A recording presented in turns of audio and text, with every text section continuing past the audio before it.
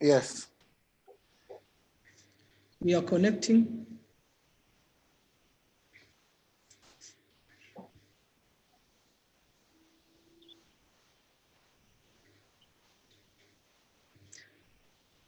We are live on Facebook. There we go. I can see it now. Are we? Yeah, we are. All right. Good afternoon, gentlemen. Good afternoon, sir. Good afternoon. Good afternoon. Good afternoon, gentlemen. Good afternoon to everyone who's joining us wherever you are, whether you are on Facebook or we don't have many people here on Zoom. We want to apologize sincerely for starting so late, almost exactly an hour late. We are still doing testing of these things. We have to apologize that Dr. Sithole will be joining us in a short while. In the meantime, we have Mr. Zungu, Nathi Zungu, a dear brother and a friend of mine, who is one of my seniors in the music industry. Other than that, we have Mr. Nqubeko Mbatha, also who needs no introduction in the music industry scene in South Africa. Thank you for all those who will be joining us later on Facebook and in other platforms. Gentlemen, our time is gone. Let's get straight to it. We are talking about this topic of this discussion, swim or sink. We are talking about the challenges, opportunities, and solutions of or for the music industry. We know that the lockdown and this COVID-19 has caused so much damage and inconvenience in our lives, particularly when we're talking music. I want to ask, first start with you, Mr. Mbatha. Uma ngabe sithi title of this talk is swim or sink. How severe really is the situation as far as the music industry is concerned, in your opinion? In my opinion, Mr. Malembe, it's very severe. I must say, it's not something to be taken light. You know, it's such a pity that in our country, most of the time when we face these kinds of challenges, there's more jokes about things. We laugh about everything else, but truly, it is severe. We've experienced a lot of limitations on what we can do as the music industry to make a living out of it. It's very limited now. Mr. Zungu, what are your take on this? How is it? Come on, John. Hey, no, I'm wrong about Malembe. Things are not good, to be honest. When this year started, there was so much hope. There were a lot of contracts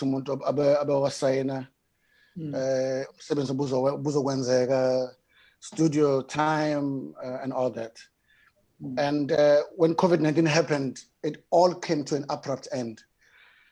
So the title "Sink or Swim," I think we should actually all be learning how to swim, basically, because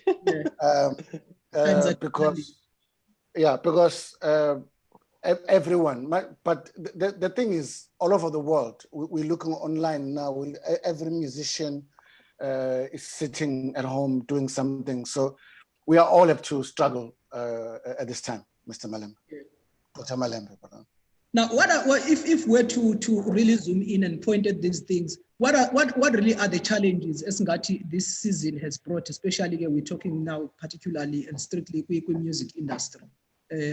If we can name them, what are some of the challenges really that are a result of this pandemic and the lockdown? Mr. Mbatha. Dr. Malembe, the challenges that we have experienced is, as I've mentioned earlier, it's limitations on how we can do work and also get our music out there. The South African music industry, let me know South African, just go global in music industry, especially in South Africa, because we're still selling CDs, though we were in a change. We were experiencing change in how we sell our music. Yes. CD sales over the few years have dropped. People haven't been buying CDs as they used to. So as you might have noticed that most of our music stores have closed down. Yes. And then with this COVID-19 pandemic happening, that has just ran really, really fast. So a point where people can't go outside and buy CDs. So clearly if you're selling CDs, if you're making your living as a musician through selling CDs, you can't sell CDs because you can't go to people to sell them. People can't go to stores to buy CDs. So that's one of the challenges. The second challenge that I have is that we can't do live concerts. Most of musicians live through making live concerts, gigs, going to perform out there, and they get their revenue. So there are no live concerts now because gatherings have been stopped and discouraged. No big studio sessions. You can't have a studio session and have a lot of musicians in your studio.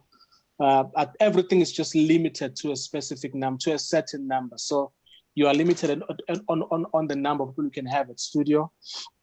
And yeah, basically each musician must learn to work wherever they are. Yeah. Would you like to add anything there, Mr. Zungu? Nqubeko Mbatha has covered most of what musicians face. The issue of platforms, which because of our platforms, we are stuck at home, so there's no platforms available for us to express our art. Yes. So I think Nqubeko Mbatha has actually mentioned quite a number of them at the moment. Welcome you, Dr. Sithole. Thank you very much for joining us. Yo, yeah, man. You know, I'm in the car. I'm in the car in Pretoria. And I'm glad I finally managed. Yeah, hey, kunjani Mbatha? Job. Let me come to you, Dr. Sithole. I mean, we have been talking about the fourth industrial revolution even before lockdown, you know, and really technology has been starting to make its footprint visible and seen and unignorable in every area and sector of life, actually. Now, I want to ask you, Dr. Sithole, Uguti,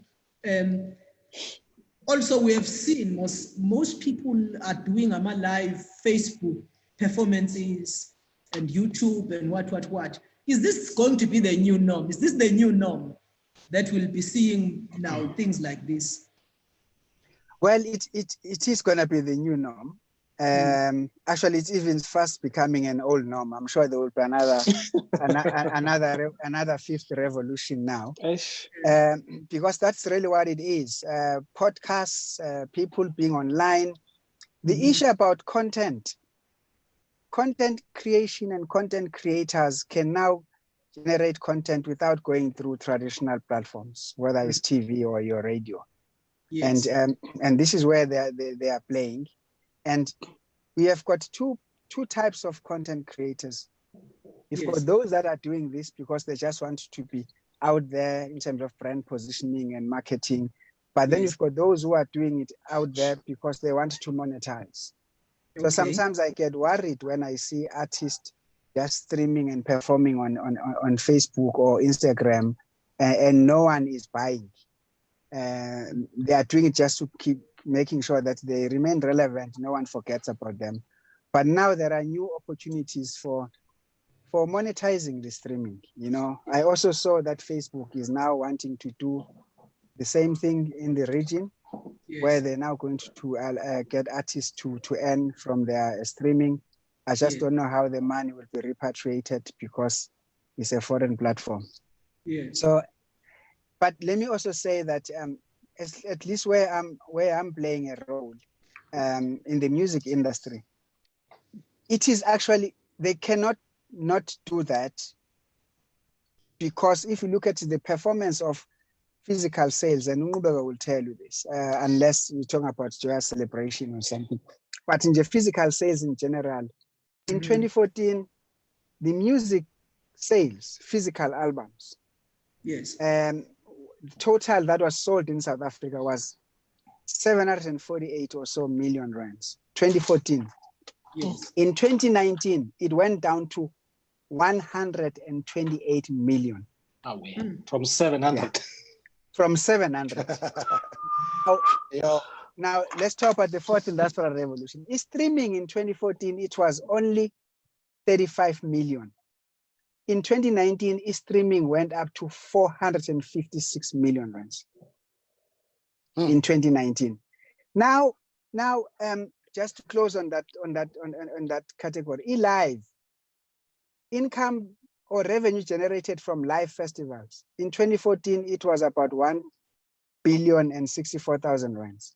In 2019, eLive went up to 1.5 billion. Now, remember what I said about physical sales, 128 million in 2019, streaming 456 in 2019, live 1.5 billion. Now, live was supposed to go to 1.6 billion this year, but that's gone. Kiss that one goodbye because of the COVID. Zero. Because of COVID. So where are people going to earn their money? They're going to now realize that the fourth industrial revolution is upon them, so they must embrace live streaming. That's what's going to happen. That's where the income is going to come from for content creators. All right. I was going to play a short video. Donald Trump yesterday, or was it yesterday or the day before, is talking about, well, on a religious space, that, you know, when you are listening to a sermon on an internet, on a laptop, it's so different, although it's the same person, but it's so different in church. Now, we know that music genres are premised on different, what you call, cultures. You know, for example, you would say gospel music is premised on a Christian culture, etc., etc., or linked to, so to say. Now, my question is, how should performers handle live performances in a way that connects with our audiences? What are some of the challenges, you know, that are there, or that someone should consider when you are staging a live performance online? Mr. Mbatha, let me start with you. You are a performer and a producer is actively so. I'll come to you, Mr. Zungu. If you are preparing for a live performance, is it present that you really must pay attention to, and what are the challenges that are there from eLive, different from eLive with the audience? Okay, first challenge is that not every musician has a fully fledged studio at home. That's what you need basically to do that.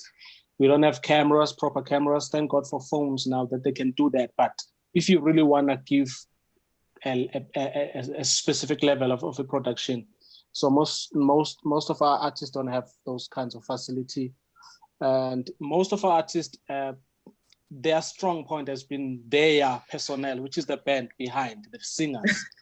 So when they stand alone, most of them are exposed. So these are the challenges I'm mentioning about performing live by yourself. We don't have keyboards at home. Some of them don't have keyboards. They can't play musical instruments. And we've been encouraging some of them to learn this musical instrument. They haven't been learning, but now it's a challenge. And the skill also of keeping your audience captured for that specific time that you've decided. Some do 15 minutes, 20 minutes, some do even an hour. And I've noticed even with some of these streams that some would see others doing an hour and they try to do an hour, and you find that halfway through the hour, the people have lost their audiences, you know. So those are the challenges. And to jump to probably solutions, what I would suggest to our artists is that I think each and every artist needs to have some sort of even if it's a very minor mini studio, a setup. Artists to start spending money in buying the basic equipment, a musical instrument, a microphone, a sound card. I cannot go into details of it, but you should be able to record yourself or do a mini concert. You need to have a space in your house where there's better light, where people can see you. You need to have a microphone, a little bit of speakers off, just to make sure that how you work on how you sound. Because most of us use our phones, microphones.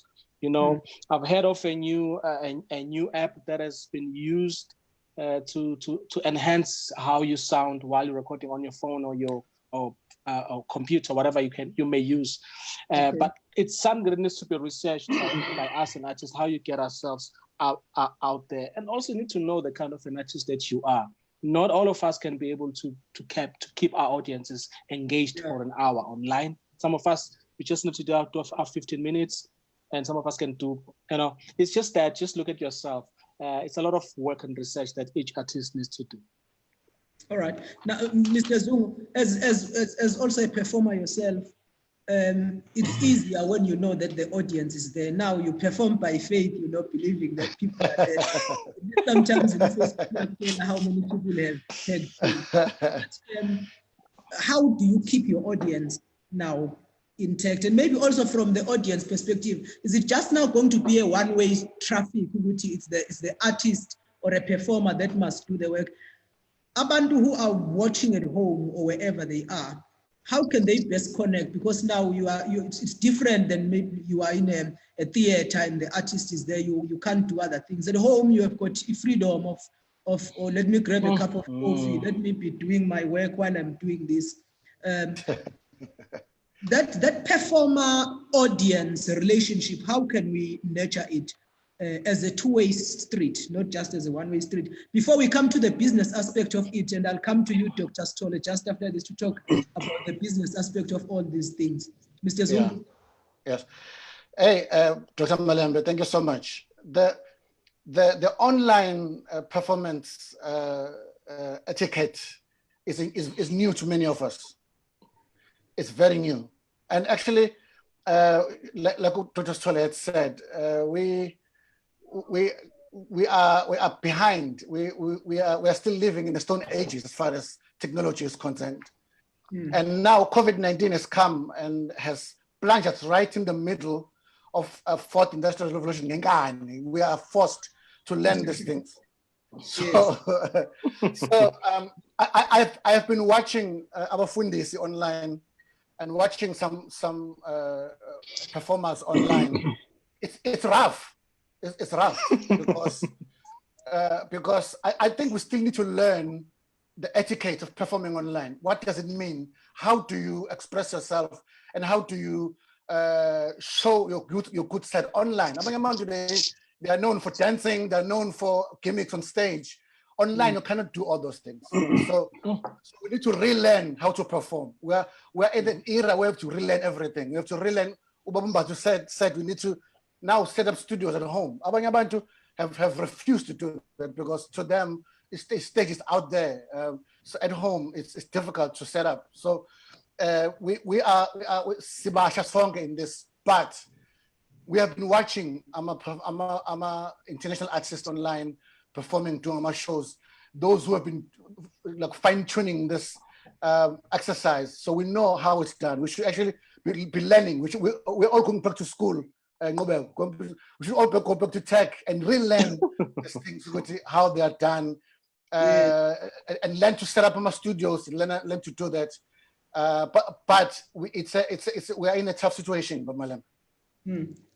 Dr. Sithole, let's talk about the business aspect here, because it won't help us. And I've been seeing that really most abantu, they spend time, they spend data. Same with the abantu abashumayelayo. I saw someone was complaining, I spent 2 gigs of data and only 2 people joined. Dr. Sithole, this whole thing of just performing live, how can we translate this into money? Because most people, they really do these things. You see them performing, spending time. Some of us will try to make nice setups there at home or wherever people are. But how can we transform this thing? And really my question is broad, because I think even before COVID-19 and lockdown, we have had this challenge with art is taken more as an entertainment or as a recreational thing more than something that can contribute into economy. Because if we look at industries like in the US, in the Australia, the creative industry is really contributing a lot into the economy and the GDPs of those countries. How can now at this time, Dr. Sithole, how can we try to overcome these challenges so that we are able these live performances are translated into livelihood? Well, first let me say it was interesting to hear Ushandu no Manzin really breaking it down around just the preparation of the art form itself. Yes. And the things that the artists have not taken care of. I mean, Nqubeko, there was a musician that used to back some of my artists. He is a keyboardist. The guy did not have a piano. Up for years, until we even, I don't even know where he is now. Every time we have to book him, we must also go and rent a piano for him. I never understood it. And I don't even understand why I did it myself, to keep the guy as an instrumentalist without the instrument, you know? So it's all of these things that people are now gonna have to wake up. And I was quite surprised to realize that a lot, I mean, I was talking to Nqubeko about something else a week or so, that people already have some of these setups at home and some of them don't have. But let me go back to this issue about entertainment. Let's just leave the digital issues right now. In South Africa, I sit on the board of the South African Cultural Observatory, which is funded by Department of Arts and Culture. Yes. And it is at the University of Nelson Mandela University. And it comprises of 5 universities. They do research on the cultural and creative industries. Now, here are the statistics. Entertainment in this country, the whole cultural and creative industries. Now, I'm talking about music, performing arts in general, fashion, film and everything, is 63 billion rands contribution to the GDP of this country. 63 billion. Yeah, it employs 1 million people. Sure. And it is the fastest growing industry or sector in the country at 4.8% per annum, even ahead of agriculture and mining industries. Its contribution, that 63 billion, is 1.8% of the total GDP of this country. And the million people that it employs, 35% of that is young people, and 65% of that is Black people. So that is what this industry contributes to the GDP.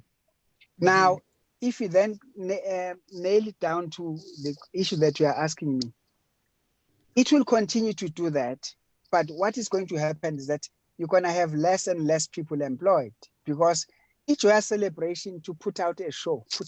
I don't know how many people are there, from the technical people, the runners.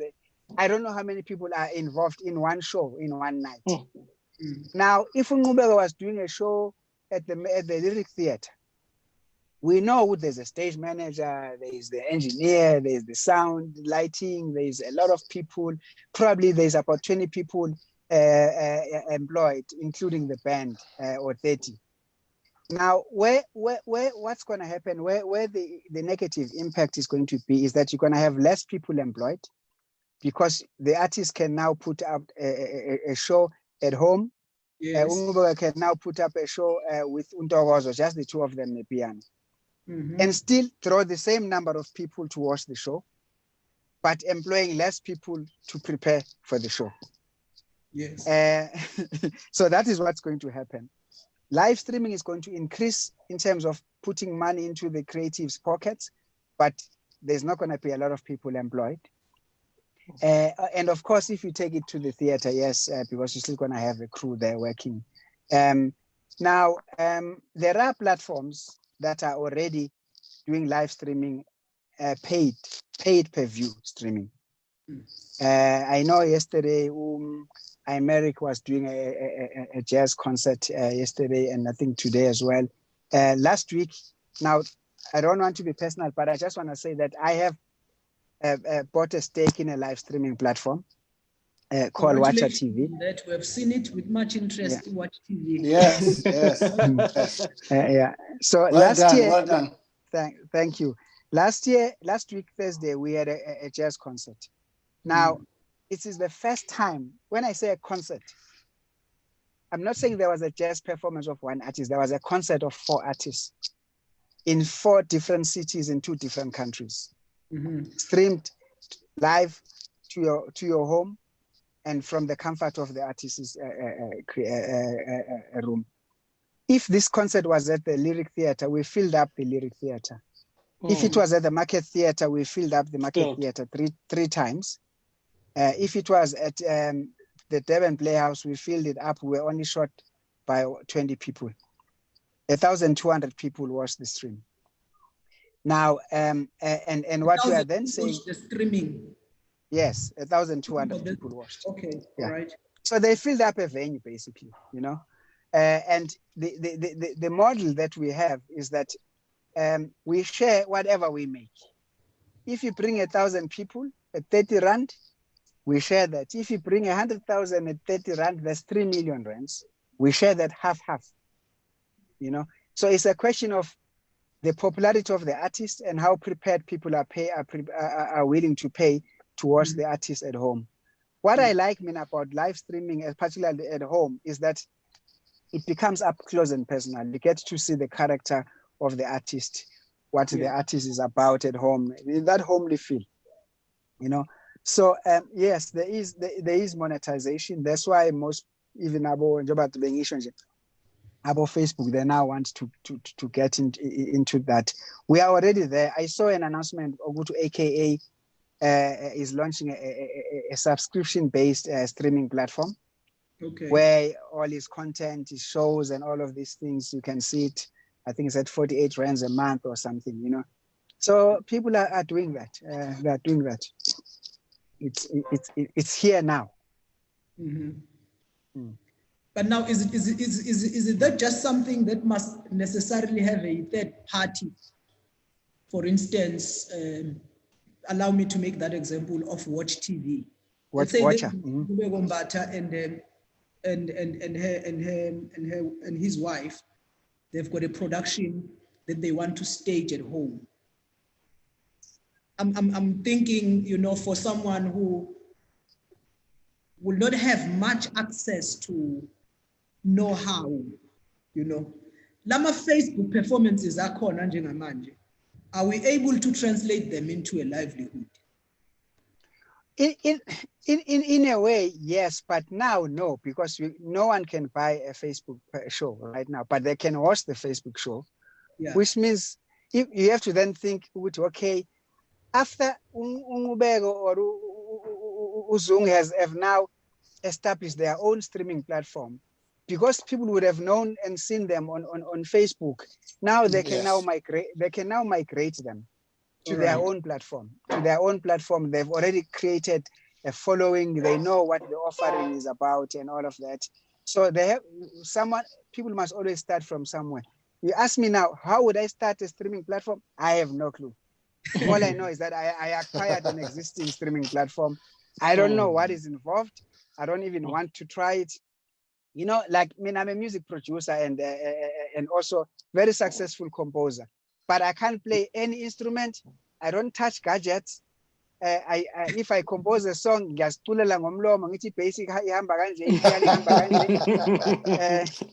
I don't want to touch buttons about engineering because it's going to mess up my own creativity. I want to feel the music in my head and in my heart. People must now translate what I'm saying. So I'm not going to be technical and even advise people how to set up a streaming platform. I have no clue, but it's a good idea. In short, people must come and stream with Watcha TV. Yeah. I mean, I was supposed to have Nqubeko Mbatha this weekend. We've got a big gospel concert this weekend.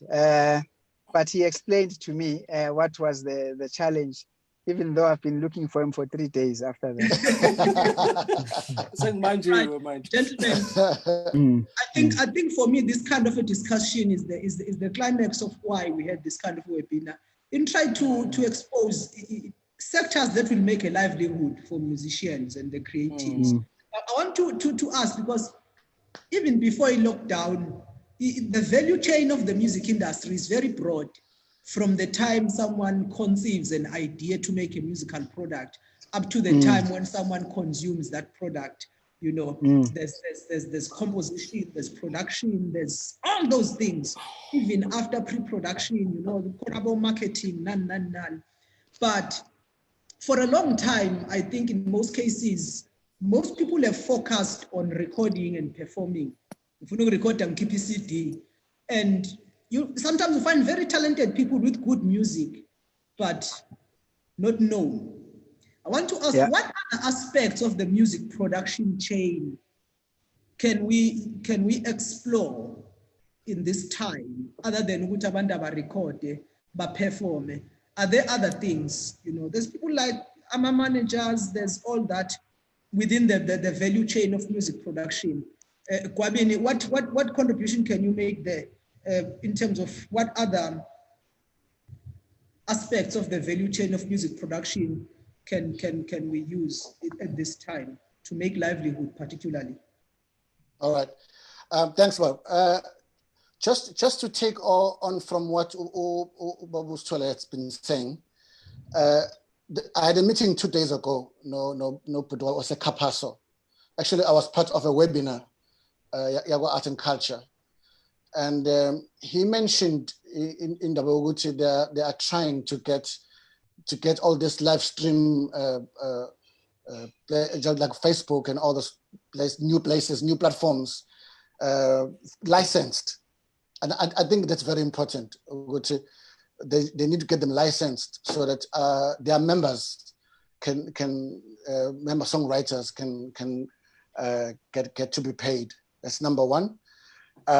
Number two, I think the most important value chain, the aspects of business you need to understand.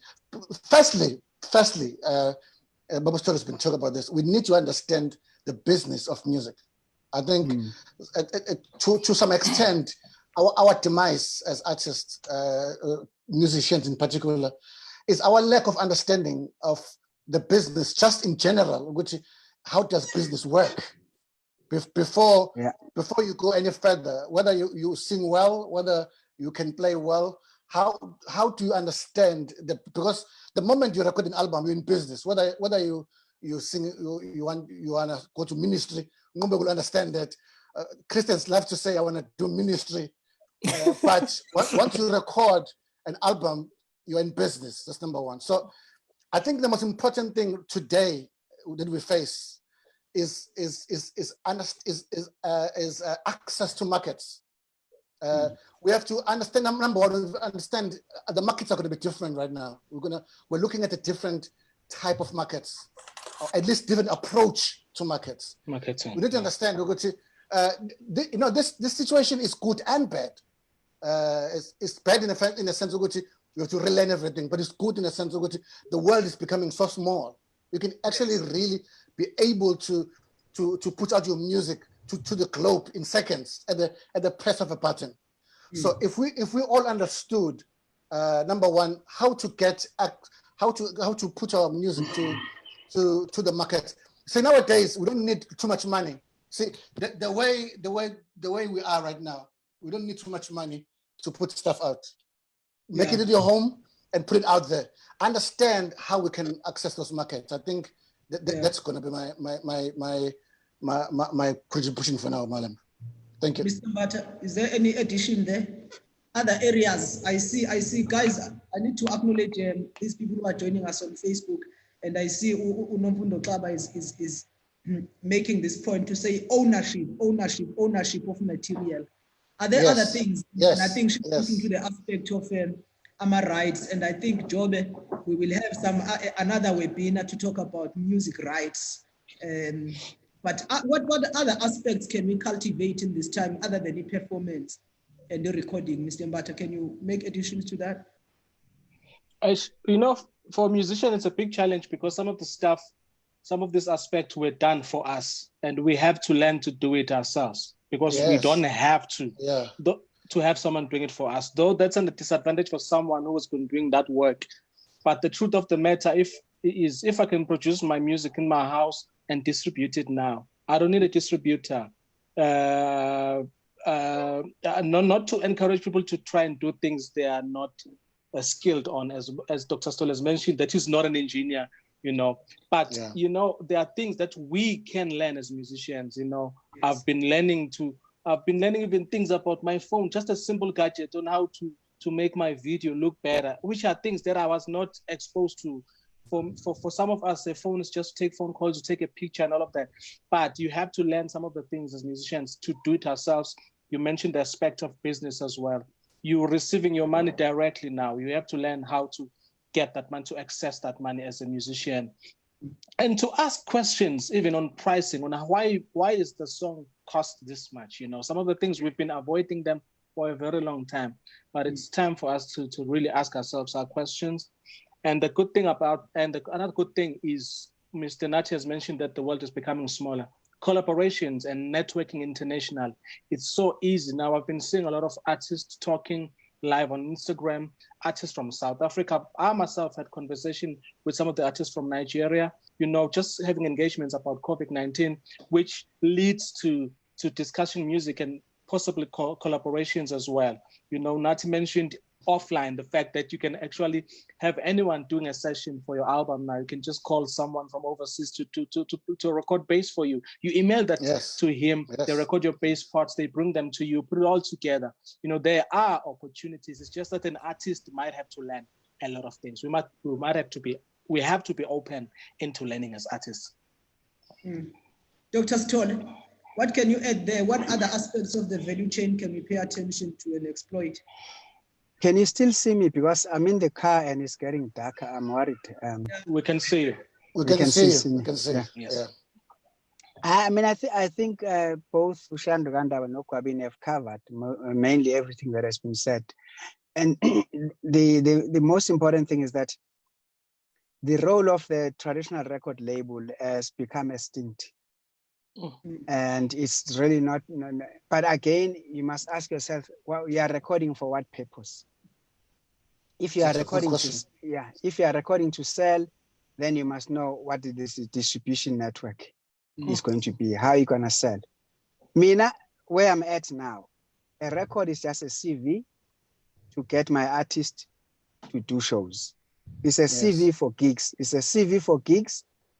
And if I'm lucky, Cadbury chocolate might use the song for as an advert, but to think that we are recording to sell music, forget about it. Forget. I've seen it. I've seen it myself. I'm still lucky that the kind of music that I do, in terms of what we take out at Native Rhythm, still sells even on physical, But we're selling it we're recording it for CV. I participate a lot at international music markets all over the world. And I'm glad now because I'm no longer at PRASA. So I can attend 8-10 music markets all over the world. And that's where I create connections with music promoters and all of these people who are looking for artists at various festivals.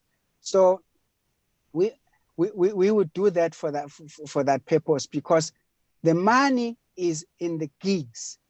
That's why, Tina, at Native, we don't sign an artist, we don't manage. Well, I cannot sign an artist, it does 500 units, but then does 100 shows a year based on one song. Now that artist is now signed to a manager who's now selling that artist using my CV, which I've recorded. So the money is in gigs. That's why professionalism, I've seen an artist that I won't talk about here, we stream, destroying career yake for taking for granted our audiences and say, we'll just do a line check. We'll do a line check and then we'll go. They have not rehearsed the performance. The band does not know, okay, guys, people just know the song. They know how to play the song, but they don't know how to play a live performance. But they are no longer rehearsing for a live performance. Your question is, what are other areas in terms of the entire value chain? I think the value chain has been exhausted now because it has moved from from physical to digital. It's there. The question is, how are you able to? We know we never knew about Nasty C. Nasty C was never recorded, released by any record label. He just broke out from YouTube, from Facebook, and then he could sit and start negotiating. What are the terms upon which he will sign any deal? Because he used the platform that are already there. And so I remember when I was at Galo, back to this thing, value chain. I didn't know anything about the record business. Funny enough, I didn't even know what a producer does until I was producing the album Nqubeko Mbatha, and the engineer says, why are you here? I don't know. But you are a producer. What you are a producer. What you are a producer. I'm just capturing the sound. Yeah. So when you must tell me what happened, that, oh, okay, no, we have a song. That's how I started production. I didn't even know what it is. But in value chain, you know, I'm just taking you back to my experience at Gal. I asked my team, Nathi guys, A&R, Nathi, when does e-retail know there's a song, there's an album coming out?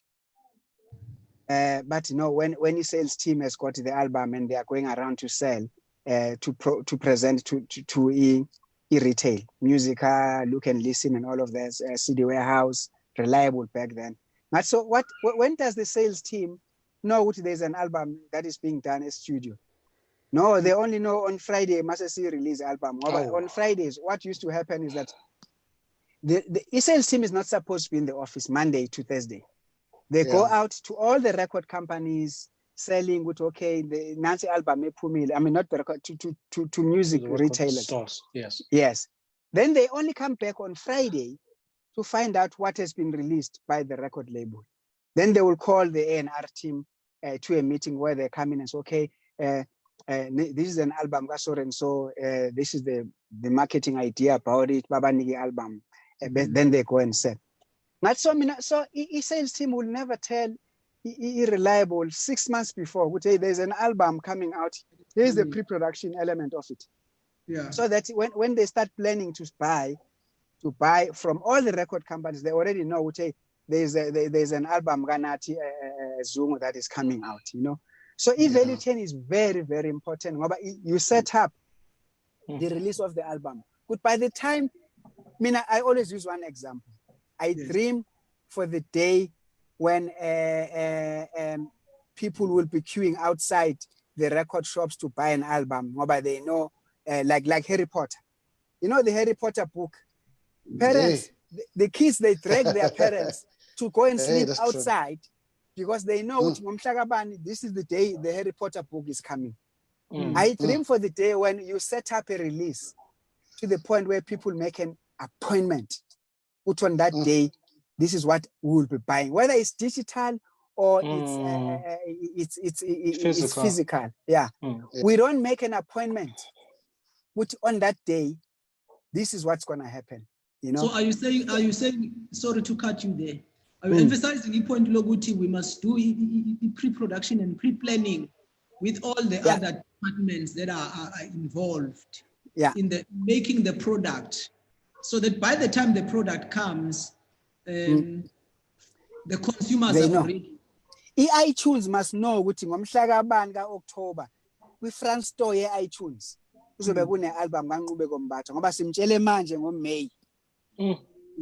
Samnika nane-history of how Nqubeko Mbatha's albums before have performed and all of that. Samnika ngisho what the look and feel, what is the theme of the album and stuff like that. So they know on that day, when you aggregate, it's frontline on the we shop here, you know, whether it's Google Play, whatever, all of these things.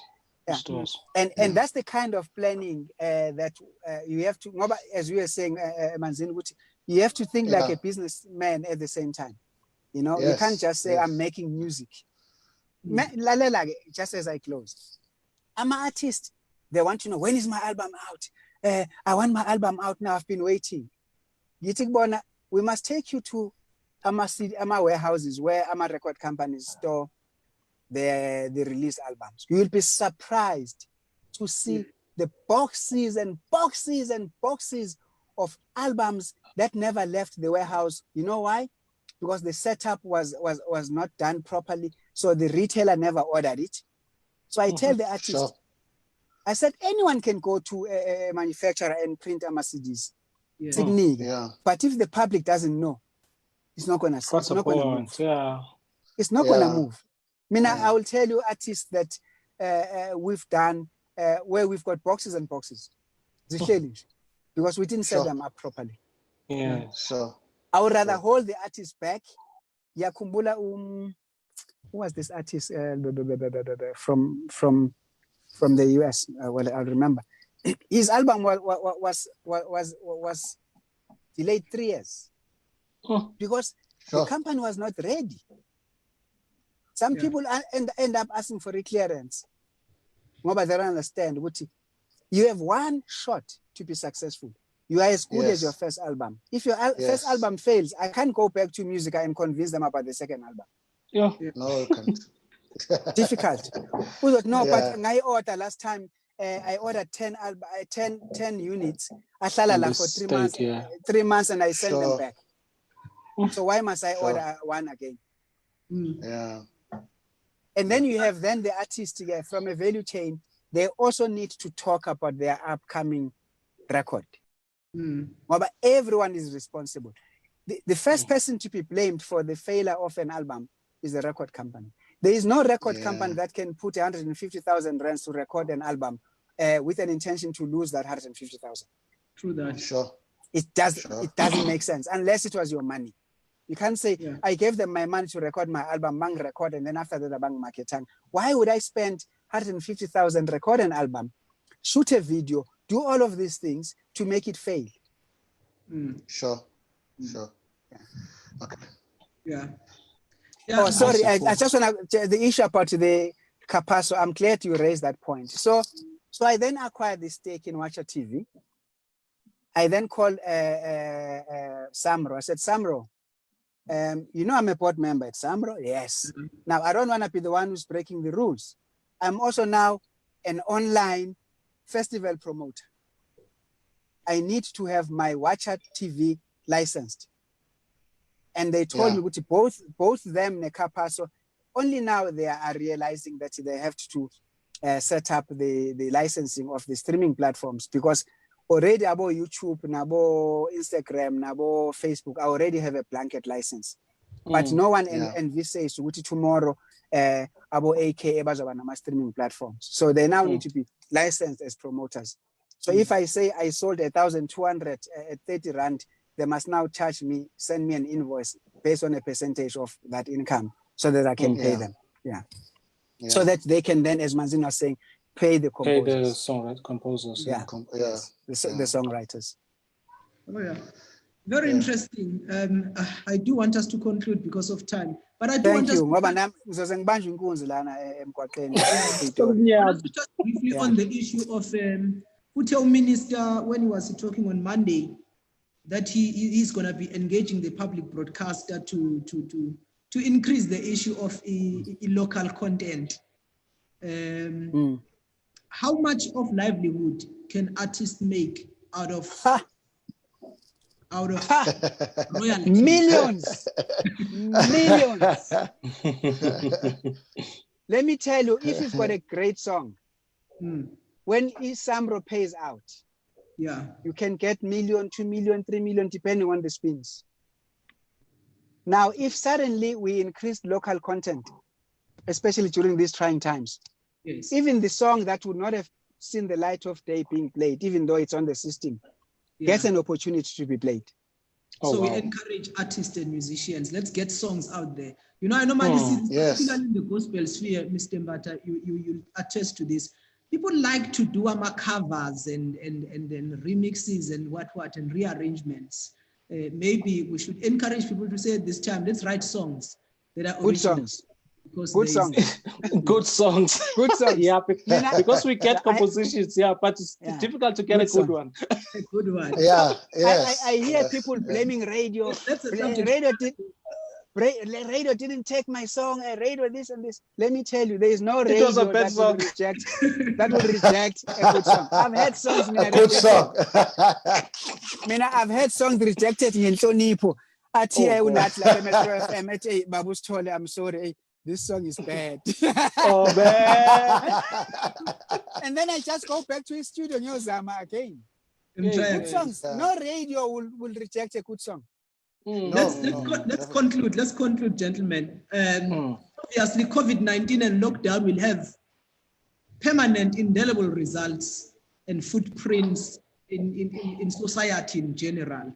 And also in music, it's going to be like that. Just concluding remarks, how do you predict music after lockdown? And what really advices can you give to artists and creatives to best optimize this current time and also to best prepare for time after a lockdown? It's just concluding remarks, really. for all of us in that regard. How do you predict the music industry after lockdown?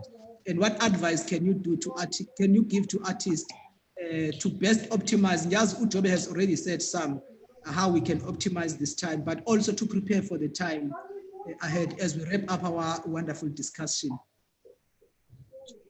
Nqubeko uthi yena, you know, already after inkulumo ka Dr. Sithole, I'm challenged to learn a few things. And I believe after every pandemic, there are people who become benefactors and there are people who become victims. Yes. Depending on how you align yourself, on how intentional you are with learning and best position yourself to be a benefactor.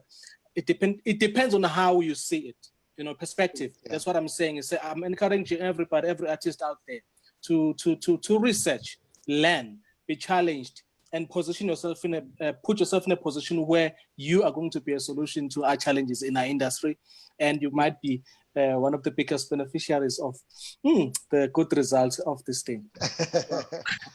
I want to say, just to agree with Mbatha, it's a new day. It's a new day. Let's learn your business of music. Learn the business. Learn to samro wenzani. Learn to kapasa wenzani, and empower yourself. That's it. That's what I can say. Thank you so much. From my side, if you enter this industry to make money, you're gonna be disappointed. You are in it because it's a passion and a calling, and then if you are lucky, you will make money. But if you don't have a skill, because everybody has got their own time. The question is, when your time is over, when it comes to music as a singer, songwriter, or performer, what else would you sell? You know, I always look at I always check American artists who's got college degrees. These American artists, they've got college degrees. So they can always fall back to teaching and all sorts of things. And, you know, if you look at actors, Hollywood actors, bonge babuya a stage plays. So Tina, and I just want to say to people as they are watching, music is a lie. It's a big lie on television. So what should we expect? No, I've got a few gigs lined up, blah, blah, blah.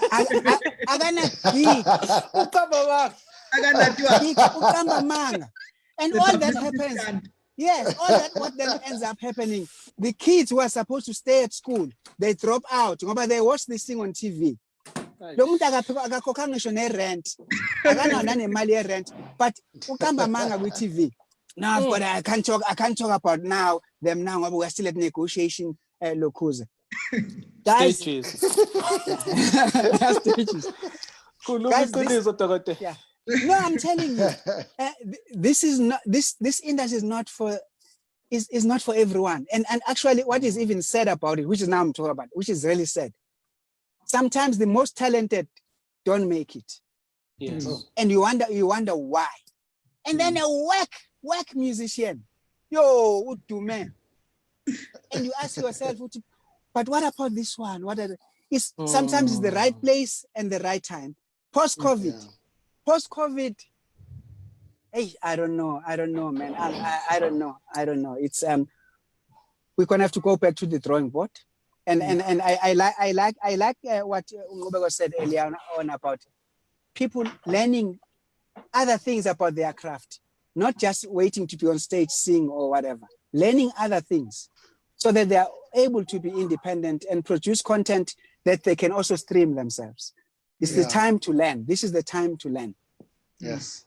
And to unlearn. Hey, that's the difficult part of learning. The difficult part of learning. It's been a lovely talk. I hope we'll do a follow-up sometime soon. There's so much to talk about. And you know, because it's more of educational for our people at this time, you know, because it's really challenging times where we all need to really make it. Yeah, and then just by the way, Dokotela, Iwacha TV can create a channel for you. Okay. Well, but Iwacha TV is not just about live performances only. We create channels for anyone who wants to create content. So you've already started now your own topic. You can do those things on Washa TV, and you were saying to me the other day, people can pay for content, even if it was 10 rand, if they just want to learn. The most important thing is people must want to learn. If they want to say, okay, there are various topics that I saw on Tawatela's channel, let me see if there's one that I'm interested in. Like this one, for instance, let's say it was on Watcha TV. They can see it later. Those that missed it, they can buy it. You are now a channel owner. Yeah. Thank you very much, gentlemen. Thank you to all those who have joined us on live on Facebook. Nqubeko Mbatha and Mr. Okay, ma. We want to see you on Watcha TV. Please. I'm coming to Watcha TV. Even though it's late for this Sunday, please. Thank you very much, gentlemen. Thank you. Guys, thank you so much. Sure. Thank you. Sure.